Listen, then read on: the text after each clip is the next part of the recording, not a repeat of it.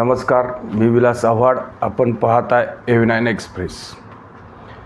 मित्रांनो, राजकारणामध्ये मतभेद असतात, मनभेद असू नये अशा प्रकारचं राजकारण, समाजकारण किंवा आपण कधीकधी विरोधात सत्ताधारी या दोन भूमिकांमध्ये आपल्याला जावं लागतं. कधी आपण सत्ताधारी असतो, कधी आपण विरोधक असतो.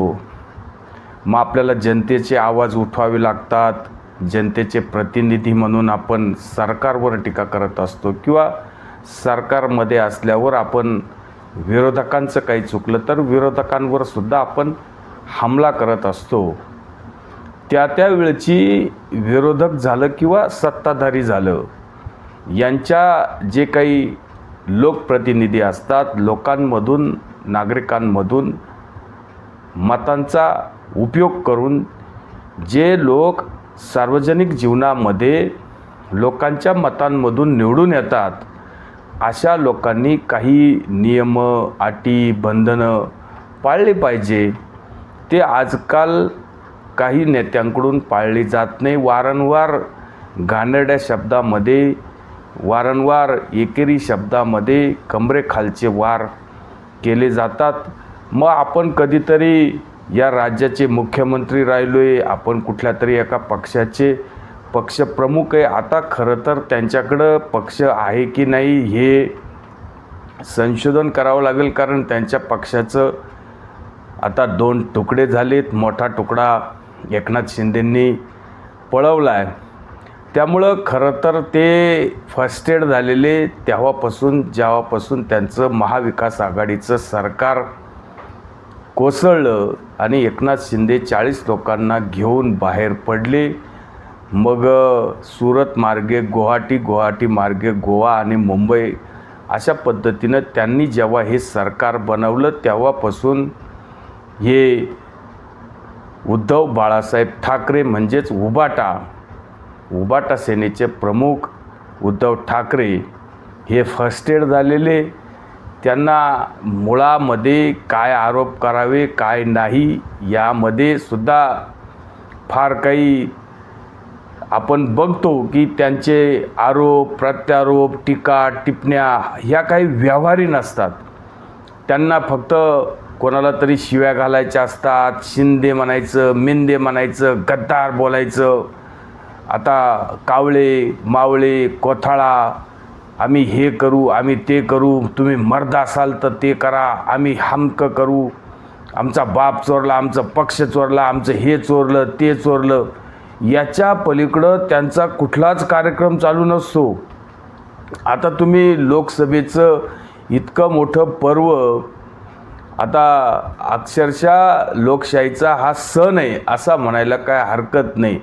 पण याच्यामध्ये सुद्धा महाराष्ट्रामध्ये आपण जे महाविकास आघाडीचे यांचे जे काही प्रचार दौरे असतील त्यामध्ये मग तुम्ही पंतप्रधान मोदींवर अगदी खालच्या तऱ्हेची टीका, खालच्या तऱ्हेचे तुमचे वार, पंतप्रधानांना तुम्ही काय बोलता ते त्या जरा लोकांनी पण ऐकलं पाहिजे की पंतप्रधानांच्या बाबतीत उद्धव ठाकरे काय बोलतात. बघा, मोदीजी, तुम्ही आमच्या घराणेशाहीवरती आरोप करता, पण तुमच्या परिवारामध्ये फक्त तुम्ही आणि तुमची खुर्ची एवढंच तुमचा परिवार आहे. बाकी परिवार आहे कुठे? मोदीजी, तुम्ही भटकत्या आत्म्याबद्दल बोलताय. कोण मांस खाते, कोण मटण खाते, कोणाला किती मुलं व्हावी. तुम्हाला मुलं होत नाहीत, आमच्यातले चोरतात, त्याला आम्ही काय करू?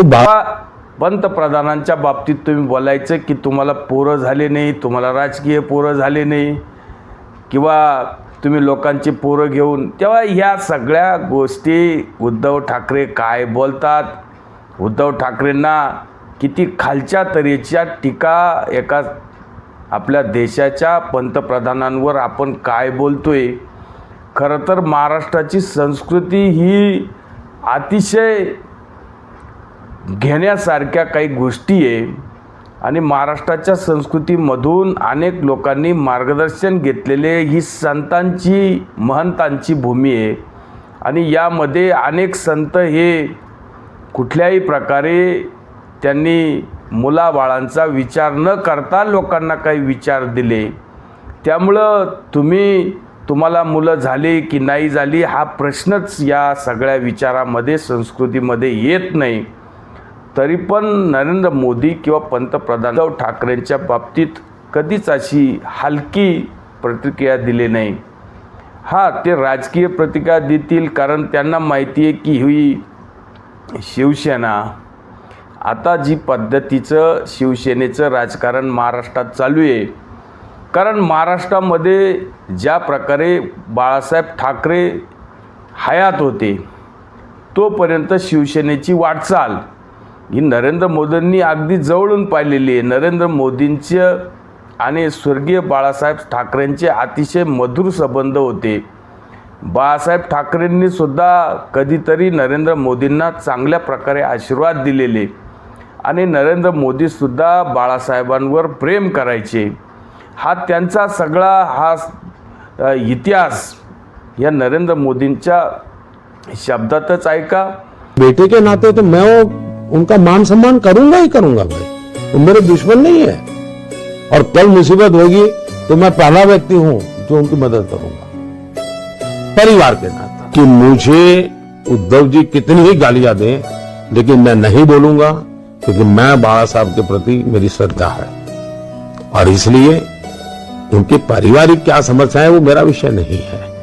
मैं बाला साहब को आदर करता हूं और भगवान करे मैं जीवन भर उनका आदर करता रहूं। और आज जो शिवसेना के साथ हम बैठे, हमारे पास ज्यादा एमएलए हैं फिर भी शिवसेना का मुख्यमंत्री है, वो मेरी बाला साहब को श्रद्धांजलि है। आणि मोदीजींनी कधी बाळासाहेबांच्या बाबतीत चुकीचे शब्द कधी वापरले नाही. पण जेव्हापासून असंघाशी संघ म्हणजेच उद्धव ठाकरेंचा काँग्रेस आणि राष्ट्रवादी यांच्याबरोबर जो काही संबंध आला आणि भारतीय जनता पार्टी आणि देवेंद्र फडणवीसांच्या पाठीत खंजीर खुपसून जे 2019 मध्ये मताधिकाराचा जो अनादर करून महाविकास आघाडीचं एक सरकार बनवलं, याच्यामुळं उद्धव ठाकरेंनी आपल्या स्वतःचं आणि पक्षाचं वाटोळं करून घेतलं. तेव्हापासूनचे उद्धव ठाकरेचे विचार हे हिंदुत्व आणि भारतीय जनता पार्टी या सगळ्या गोष्टींची ताळमेळ बसत नाही. आता अगदी उद्धव ठाकरे कधीतरी त्यांच्या सरकारमध्ये आपण बघितलं असेल की ते अगदी मुस्लिम धार्जिणे झालेत की काय असं पण आपल्याला वाटतं. कधीतरी त्यांनी अनेक उदाहरणं असे काही दिले की ते मग हिंदू धर्माच्या विरोधात असतील, मुसलमानांना सुद्धा ते खुश करण्यासाठी वेगवेगळ्या त्यांच्या सरकारमध्ये त्यांनी काही योजना राबवल्या असतील, नमाजाच्या काही स्पर्धा भरवल्या असतील. त्यांच्या हिंदुत्वाच्या विचारापासून हळूहळू उद्धव ठाकरे बाजूला निघत गेले. पण नरेंद्र मोदींनी याचा उल्लेख केला आहे की माझं त्यांच्याशी वैयक्तिक काही दुश्मनी नाही किंवा वैयक्तिक त्यांच्याशी माझं कुठलं भांडण नाही. त्यांचं सरकार महाविकास आघाडीचं सरकार महाराष्ट्रात होतं आणि ते आजारी होते, तरी मी दर 4-5 दिवसाला रश्मी वहिनींना फोन करायचो किंवा ते माझ्याकडे सल्ला मागायचे. मी त्यांना सल्ला दिला की ऑपरेशन करा, ऑपरेशनची गरज आहे. या सगळे संबंध मोदींनी जरी त्यांनी भारतीय जनता पार्टीच्या पाठीमध्ये खंजीर खुपसून जे सरकार बनवलं असेल, भारतीय जनता पार्टीला बाहेर ठेवलं असेल, तरी पण नरेंद्र मोदींनी उद्धव ठाकरेंबरोबर असलेले पारिवारिक संबंध हे खराब केले नाही. बाकी तुम्ही राजकीय टीका टिप्पण्या होत राहणार आहेत. नरेंद्र मोदी त्यांच्या पक्षाचा प्रचार करतील किंवा उद्धव ठाकरे त्यांच्या पक्षाचा प्रचार करतील.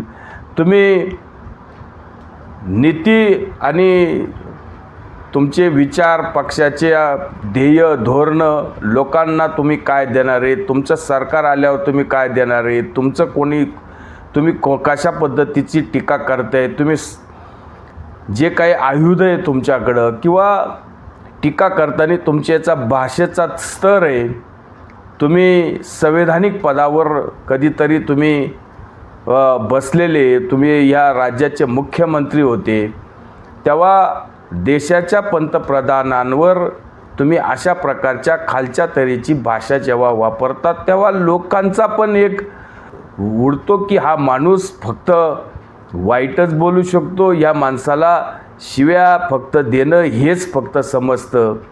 आणि मग कधीतरी या सगळ्या गोष्टीचा समाचार अगदीच देवेंद्र फडणवीसांनी पण घेतला. कारण देवेंद्र फडणवीसांना पण अनेक लोक म्हणतात की हे महाराष्ट्रातलं राजकारण हे तुम्ही खराब केलं, देवेंद्र फडणवीसांमुळं महाराष्ट्रातलं राजकीय वातावरण खराब झालं.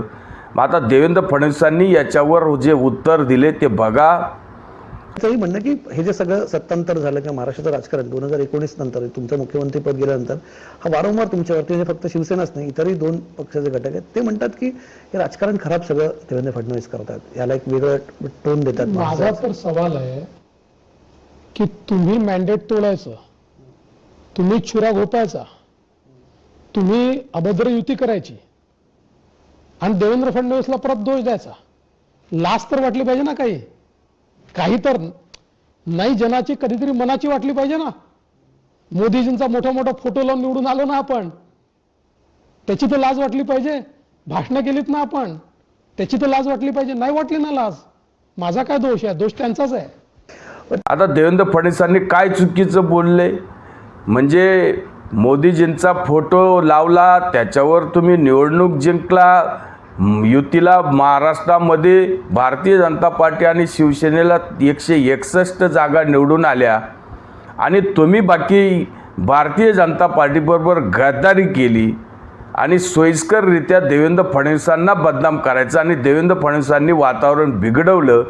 थोडी जर जनाची नाही तर मनाची लाज जर वाटत असेल तर आपण केलेल्या या सगळ्या नालायक कृत्याचा सुद्धा आपण उलगडा मीडियासमोर केला पाहिजे की आम्ही गद्दारी केली, आम्ही राजकीय वातावरण महाराष्ट्राचं दूषित केलं, आम्हाला खुर्चीचा मोह सुटला नाही, आम्हाला सत्तेचा मोह सुटला नाही. ह्या सगळ्या गोष्टी उद्धव ठाकरेंनी कधीतरी सांगितल्या पाहिजे.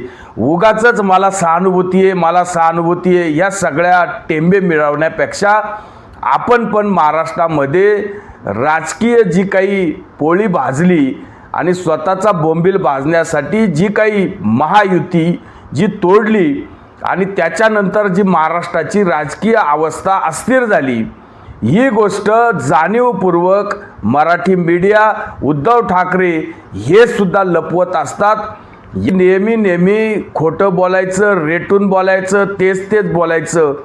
त्यामुळं असं वाटतं की उद्धव ठाकरेंवर फार मोठा प्रचंड असा अन्याय झाला आहे आणि देवेंद्र फडणवीसांनी फार मोठं यांचं नुकसान केलं, देवेंद्र फडणवीसांची चूक आहे, देवेंद्र फडणवीसच असे. पण तुम्ही सुरुवातीच्या काळामध्ये दुसऱ्याच्या पाठीमध्ये खंजीर खुपसला, ही गोष्ट तुम्ही वारंवार लपवतात. ती गोष्ट तुम्हाला लपवता येणार नाही, लोक तुम्हाला लपून देणार नाही. ती नेहमी आम्ही ती नस दाबल्याशिवाय राहणार नाही, इतकंच आम्हाला स्पष्ट करायचं होतं. तुर्तच थांबतो. व्हिडिओ आवडला असेल तर लाईक करा, शेअर करा. धन्यवाद.